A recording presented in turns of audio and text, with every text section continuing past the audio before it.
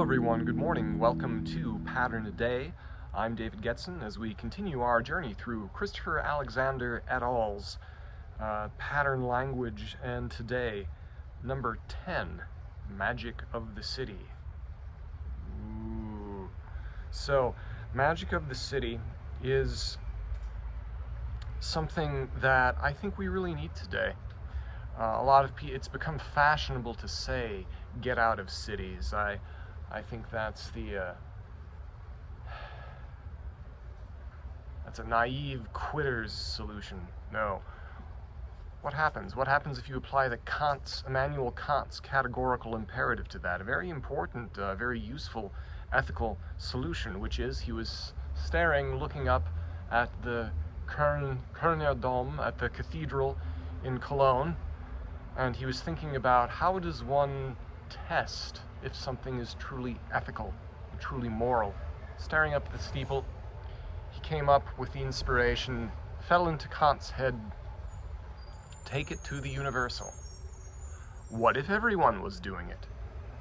It's not a perfect ethical test, but it's a very good ethical test. What if everyone, what if everyone educated their children wonderfully? Sure, that would be great. That passes Kant's categorical imperative. What if everyone would lie about what they did at work? It's a certain kind of hell on earth that some places are like, and it gets worse than that. So you have, what if everyone left all the city? What if everyone did just leave all the cities? What if everyone just did go to the country? Then you have neither city nor country. A lot of I cheer the libertarian types and their intent in identifying problems and corruption, but sometimes they're not carrying things to their logical conclusion. So start your own city. Kind of, yeah. That's people. I get very glad to design houses for people. I would work on designing other things. Magic of the City. Number 10. There are few people who do not enjoy the magic of a great city, but all of them are on YouTube. But urban sprawl takes it away from everyone, except the few who are lucky enough or rich enough, here it is talking about anticipating gentrification, or rich enough to live close to the largest centers. And we've seen how this has hit places since then, especially, is that someone from Twitter, no, you know who you are, darlings. Someone on Twitter who was, you tweet marvelous. She was, maybe I shouldn't make bad Fernando jokes.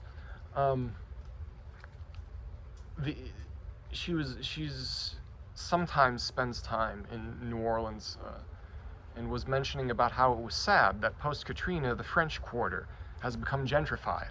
I remarked in reply, well, one of the reasons for that is it's a supply and demand issue. Edward Glaser, Magic of the City, that's a fun book. He talks about how supply and demand governs so many prices. The reason gentrification happens is that people love those neighborhoods, and they love them to death sometimes, sadly. But imagine, just imagine if we would be capable of actually delivering to the real estate market the thing which people want, which are those neighborhoods. So build other things that are like them. Find out this is part of the point of pattern languages, is to identify what people value. You make a pattern language for a project because you think, oh, what is important to you? Or I've often asked clients, just imagine when you walk into the house, what's the most important thing that you see or that you use or that you feel? People have vaguely similar answers, but people often have very different answers. And so that's why the pattern languages shift between projects, but you do this at the scale of a neighborhood, rather than this top-down community study thing. Gather information about what's good, figure out what you're doing, and it's important to build more of the good things that people like. Gentrification wouldn't be a bad thing if that happened, because we would be building the new places to keep home prices from going crazy. Maybe you do want it to be extra luxury, super duper, get your property tax and have fancy schmancy.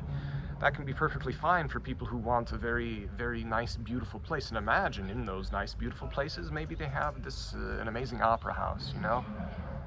They have great museums, they have great plazas. All of that stuff is important as well. And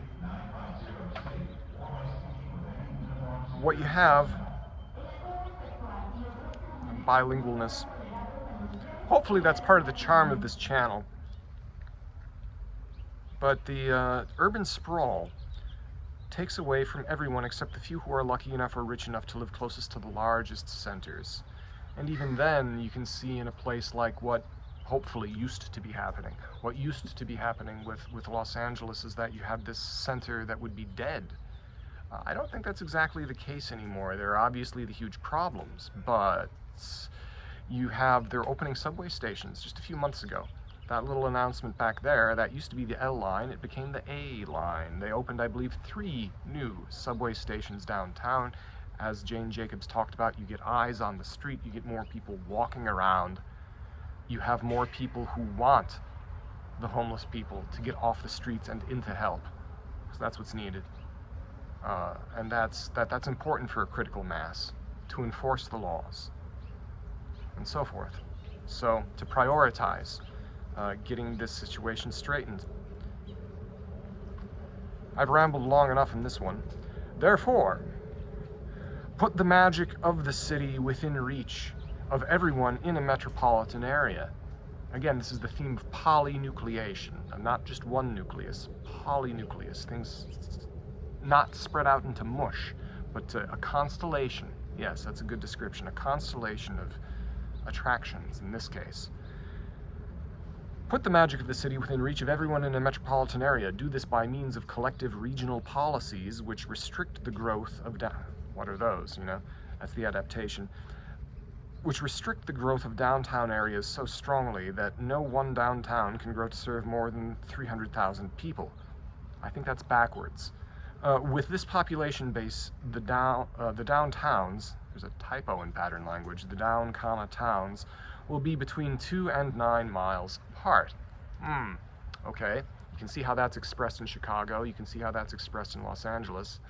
You can see how that's kind of expressed in New York, except everything's smushed. You still have the neighborhood effect. You can see how that's expressed in Boston. These are the places I'm familiar with. I bet you, tell me, like, share, and subscribe. Tell me in the comments, what are the cities that you see this in? What's it like in your town like this? But I think it's backwards. The backwards part is, what did it say here? Restrict the growth of downtown areas so strongly that no one downtown can grow to serve more than 300,000 people. No, sorry, I don't think that flies here, eh? No, I think that what you should do is incentivize the growth of other places that draw people close to where they live. That's better. That's way better than restricting growth downtown. So, that's my little soapbox. So, again, it's going to be a very nice day. Saturday here. Unfortunately, my schedule is that I'm out serving people who want to find wonderful pottery and things. So, on a Saturday. But that's fine for now. Arroyo Outdoor here in South Pasadena. Stop on by. We can talk about, you can contact me by the regular places and the links below. Also, yeah, pottery, tiles, ADUs, landscapes, it's all coming together.